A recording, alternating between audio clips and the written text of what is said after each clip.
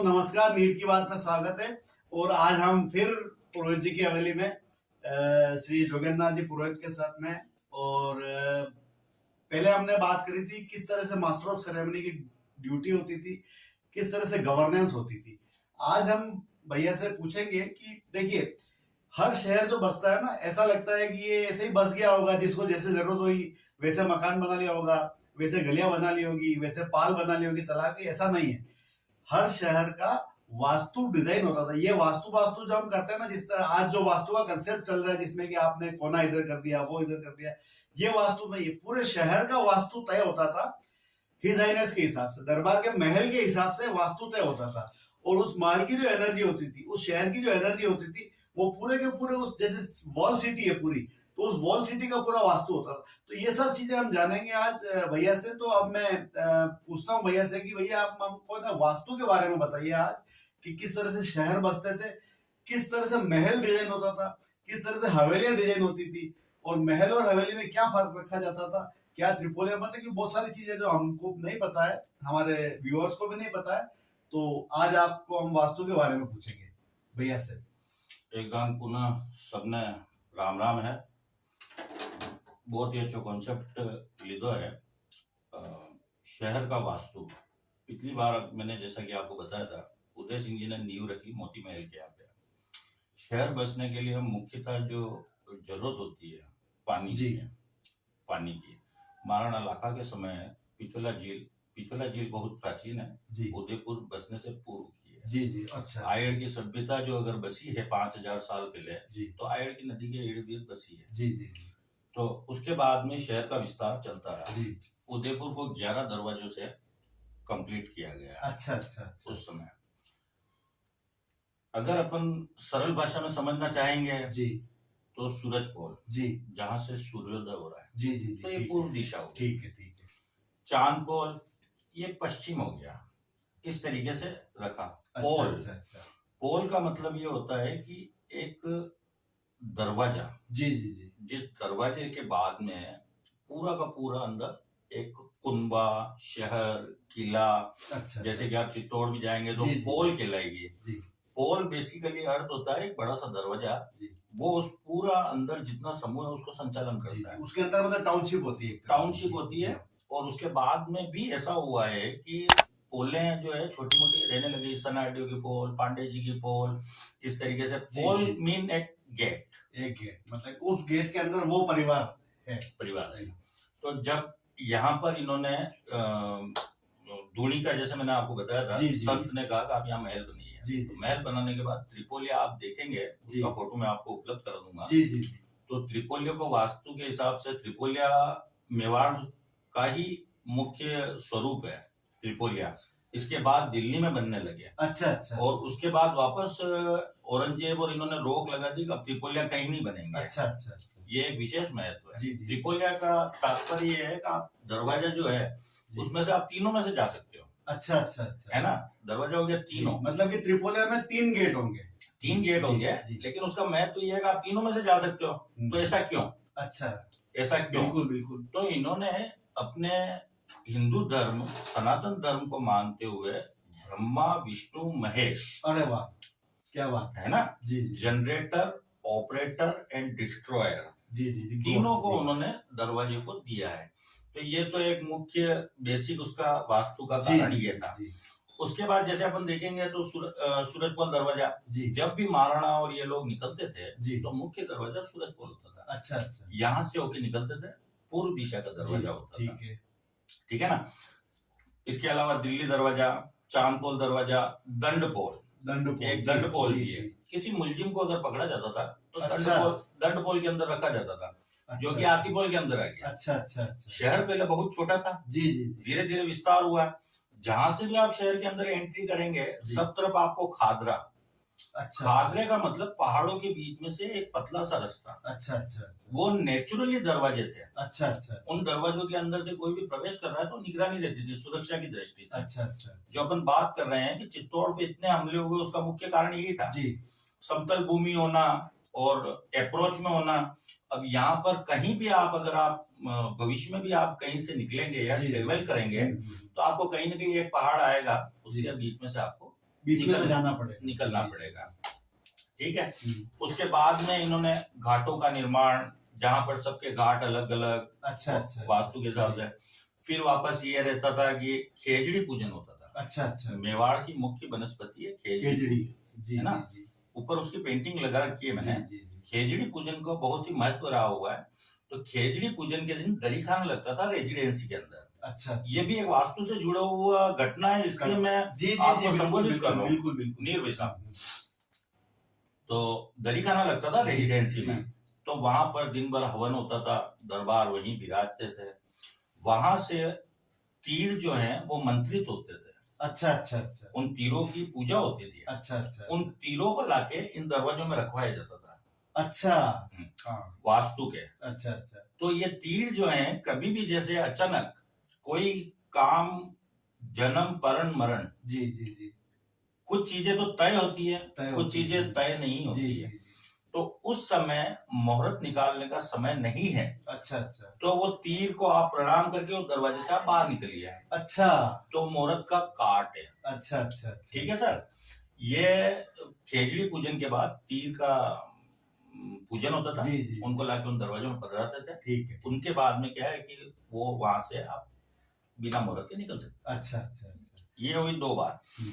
तीसरी बात जो है मुख्य, कि जितने दरवाजे बने हुए हैं जी, ये सारे के सारे वास्तु आज की तारीख में तो बहुत से आधुनिक मशीनरीज वगैरह आ गई हैं, वो सब बता देती हैं। हाँ, वो बता देती हैं। परंतु ऐसा ही एक सज्जनगढ़ का किस्सा भी बाद में बयां करेंगे कि वो रास्ता कैसे बना, दुर्गम है, आज भी गाड़ियां वहां फेल हो जाती हैं। हाँ हाँ, 11 मोड़ बनाए हैं, अच्छा, आज भी गाड़ियां वहां फेल हो जाती है। अच्छा, तो रास्ता कैसे बनाया जाए? हाँ हाँ, इस तरीके से बहुत से वो सिस्टम्स होते थे पुराने, उनमें वो बिना किसी मशीनरीज के, केवल अपने, जैसे कि आप एक सरल भाषा में समझिए कि उस समय समय देखना तो कैसे देखेंगे?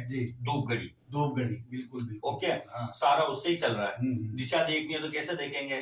सूरज की गति, छाया देख के दिशा देख लेंगे। तो इस प्रकार इन दरवाजों का सारा निर्माण हुआ।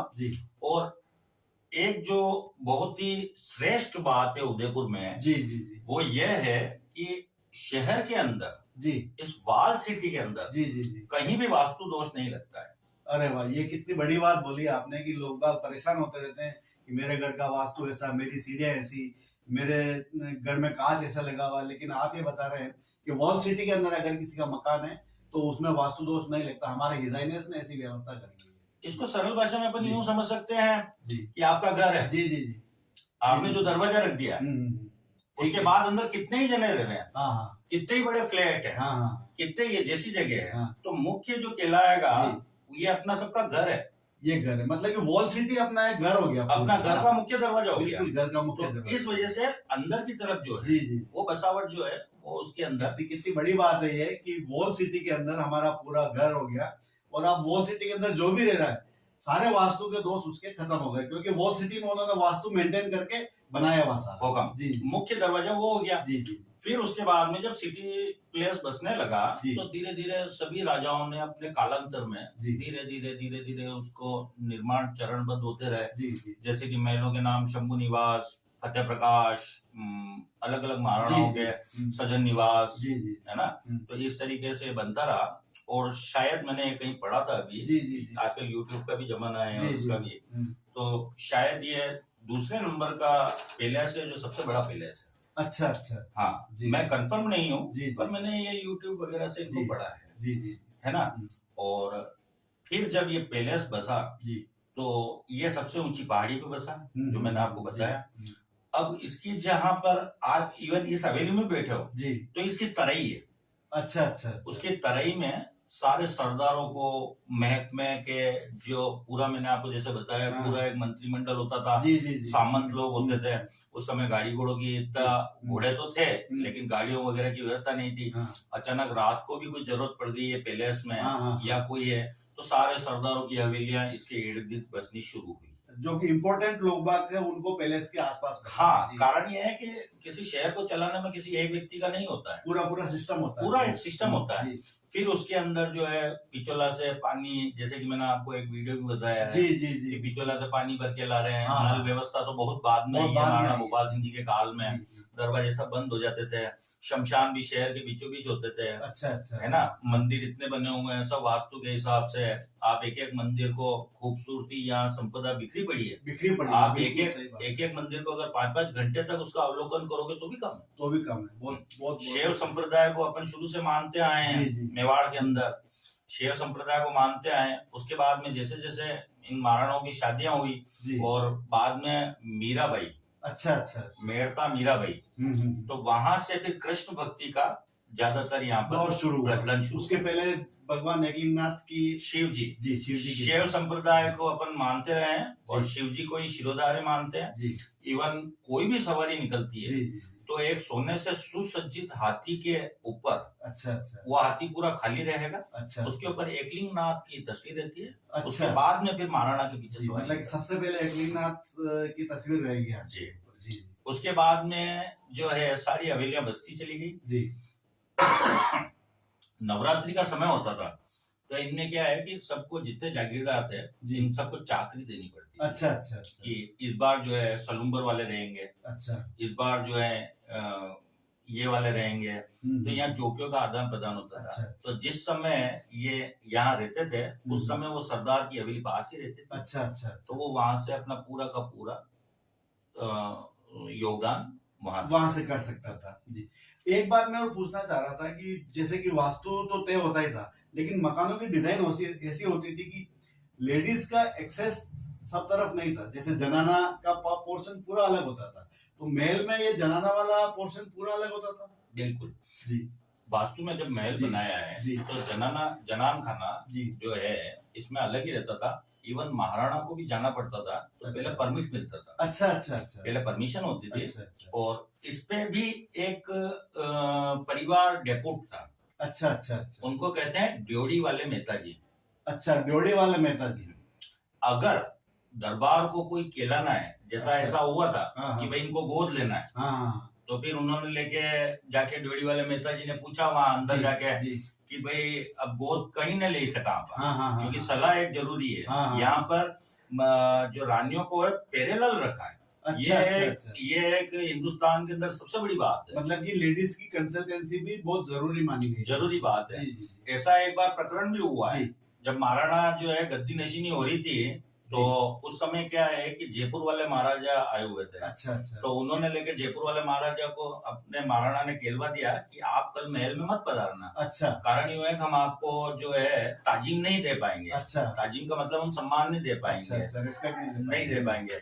तो जयपुर वाले जो महाराजा थे उन्होंने लेके कहा कि जाना तो पड़ेगा, मुझे हाँ। देखना पड़ेगा, क्यूरियोसिटी। अच्छा तो रानी और महाराणा दोनों बैठे हुए थे हाँ हाँ और अचानक जयपुर वाले गए और पीछे जो चंवर डुला रहते हैं हाँ हाँ उनके हाथ से चंवर लेके और वो चंवर को डुलाने लग गए। अच्छा मतलब बोले कि मैं साक्षात धन्य हो गया कि राम सीता को मैंने देखकर। अरे वाह क्या बात है, पटरानी। मतलब कि उन्होंने छुप के भी देखा तो वो सिस्टम देख के अभिभूत हो गए। ये ऑथेंटिक जी है, जी ठीक है। तो इस प्रकार एक जनान खाना होता था, पर्देदारी होती थी, जी जी जी लेकिन उसके बावजूद भी कुछ ऐसे थे जिस समय रानी खुद मुखातिब होती थी। अच्छा अच्छा अच्छा अच्छा जी जी जी। और एक और मैं पूछना चाह रहा था कि किचन का जो सिस्टम था, वो वास्तु के हिसाब से ही बिल्कुल होता था या? बिल्कुल जी इसको कहते हैं रसोड़ा। अच्छा अच्छा रसोड़े दो होते थे, अच्छा एक होता था शाकाहार, अच्छा एक होता था मांसाहार, बिल्कुल बिल्कुल अलग अलग बिल्कुल सेपरेट। शुद्धता का तो विशेष ध्यान जी था। जी जी जी शुद्धता का हाइजीन तो पूरा ध्यान रखते थे। बिल्कुल पूरा ध्यान रखा जाता था और वो पूरा का पूरा एक डिपार्टमेंट ही अलग था। अच्छा कि मांसाहार वाले अलग हैं, शाकाहार वाले अलग हैं। अच्छा अच्छा जिस मौके के हिसाब से होगा वो उस जरूरत के हिसाब से वो बनेगा कि भैया आज कोई भी खाने का आज भी विशेष महत्व है। जी जी अगर कहीं के राष्ट्रपति वगैरह आते हैं तो खाने का टेस्ट जो है वो सबसे लजीज व्यंजन अपने साथ में लेके आते हैं बनाने वाले ऐसा रसोइया। मैंने सुना है कि रसोईया उनके साथ में चलते हैं बिल्कुल, और उनका ये मेनू भी पहले डिसाइड हो जाता है। पहले डिसाइड हो जाता था और फिक्स रहता था और खाने के ऊपर भी एक रसोड़ादार होता था, अच्छा अच्छा वो उसको सबको रिफाइन करेगा, उसके बाद में वो आएगा। और वो मैंने तो ऐसा सुना कि टेस्ट भी पहले वो करता था, उसके बाद में दरबार को खाना जाता था। बिल्कुल, उस समय षड्यंत्र, प्रपंच, और ये आज भी चल रहे हैं। जी जी जी, ये आज भी चल रहे हैं। तो उस समय सुरक्षा का तो ध्यान रखा जाता था। इवन जो उनके पानी आता था उसके ऊपर पानेरी। हाँ हाँ हाँ, ये बहुत अच्छा बताया, पानेरी। हाँ। पानेरी जो सरनेम है लोगों का, कई लोग आज भी मतलब कि उसको समझ नहीं पाते पानेरी क्यों है। तो पानेरी का मतलब मैं तो ये समझता हूँ कि पानी के ऊपर उनकी ड्यूटी थी। ये बेसिक ब्राह्मण है, जी मेनारिया होते हैं ये, हाँ, मेनारिया समाज से। और चूंकि जैसे कि अपन अगले एपिसोड में मेवाड़ का इतिहास जो है वो कुछ मिनटों में तो नहीं पूरा हो सकता, नहीं पूरा होगा, बहुत ही डिटेलिंग है। तो इसमें जैसे वारी की घाटी वाले हैं तो वो भी राजपूत है बेसिकली, तो उनको वारी कहने लग गए। ये अपना अगले एपिसोड में बताएंगे। पानेरी है, जो पानी आ रहा है, तो वो पानेरी जो है उनको बाद में कहने लग गए भाई पानेरा पे कौन है। अच्छा अच्छा अच्छा। अपन लोग कहते हैं परिंदा। परिंदा, बिल्कुल बिल्कुल। आज भी अब नए जनरेशन में शब्द बोल रहे हैं। हाँ, नए शब्द। बाकी परिंदा, परिंदा के ऊपर जो रहेगा वो पानेरी। ये पानी के ऊपर पूरी व्यवस्था रखेगा। अच्छा। दरबार को पानी जाएगा। अच्छा। वो कंप्लीट होके जाएगा, उसके अंदर कोई इस तरीके का नहीं हो जिससे स्वास्थ्य पे प्रतिकूल प्रभाव पड़े। बिल्कुल। तो इतिहास में ऐसा भी उल्लेख है कि महाराणाओं के लिए षड्यंत्र रचे गए। अच्छा। और उनको अमल और इसकी आदत डाली गई। अच्छा अच्छा, तो इस पानी के माध्यम से डाली गई होगी। पानी के माध्यम से नहीं डाली गई, और इसका पानी के माध्यम से डाली गई। इसके लिए मैं आपको अलग से बता दूंगा। जी जी जी। कि वो जैसे फ्रेश होने जाते थे तो उस लोटे के अंदर अमल का पानी रहता था। अच्छा। अब वो क्या है कि उनको जब शौच करके आते हैं तो धीरे धीरे उनके स्वास्थ्य पे प्रतिकूल प्रभाव पड़ने लगा प्रभाव। तो फिर बाद में पता लगा भाई क्या हो रहा है, तो फिर वो प्रत्यक्ष रूप से उनको अमल देने लग गए। अच्छा। इतिहास में ये भी रहा, दवा के जैसे कर्नल टॉड ने लिखा है कि बहुत जितने जागीरदार है तमाम अधिकतर ये लोग अमल का प्रचलन और मदिरा का प्रचलन बहुत है। तो कर्नल टॉड ने सबको शपथ दिलाई है। अच्छा अच्छा। मैं जानता हूँ कि मेवाड़ी आन ऐसी है कि आप लोग जो खेदोगे उसके बाद उससे आप मुकरोगे नहीं। जी जी जी। तो आज से आप अमल बंद कीजिए। अरे वाह, क्या बात है। मतलब कि उस समय की नशा मुक्ति का एक एग्जाम्पल है। कर्नल टॉड के रोंगटे खड़े हो जाते थे। मेवाड़ के इतिहास से उसको इतना पसंद था, इतना पसंद था, इवन वो लेटा हुआ है, उसके पैर में नारू रोग हो गया था। अच्छा अच्छा। तो उसके बावजूद भी वो लेटा लेटा गांव वालों से किंवदंतियां सुनता रहता था। अच्छा अच्छा। और फिर उनकी जानकारियां पता करता था। अच्छा। एक हॉबी होती है ना, जैसे आप क्यों बता रहे हैं, कुछ जानने के लिए बता रहे हैं। तो ऐसे जो हॉबी रखते हैं उनके लिए बहुत बिल्कुल बिल्कुल। तो देखिए दोस्तों, आज हमने वास्तु के बारे में जाना। आज हम जब जहाँ पे हैं, मतलब कि यहाँ का वास्तु देखेंगे तो हम इस हवेली को विजिट करेंगे, और साथ साथ में जो पार्ट हम विजिट करेंगे वो भैया बताएंगे कि ये किस तरह से होता था और ये किस तरह से। आप बहुत ही इंटरेस्टिंग और बहुत ही बढ़िया चीज है। आप जब इस हवेली की वीडियो देखेंगे तो आपको एक क्यूरियोसिटी जरूर होगी कि एक बार मैं इस हवेली में जरूर जाऊंगा। और भैया को भी बहुत खुशी होगी कि यहाँ पे मैक्सिमम विजिटर आए, देखने आए कि ये इन्होंने संभाल ही इसीलिए रखा है, कोई अपने शौक के लिए नहीं। इनको शौक है, इनको आदत है, इनको विरासत में मिला है, लेकिन इन्होंने इसलिए संभाल रखा है कि लोग देखें, लोग जाने इसके बारे में। क्योंकि जो अतीत है हमारा, वो वर्तमान और भविष्य का निर्माण करता है। तो अब हम इस सफर को आगे बढ़ाते इस हवेली में जाएंगे।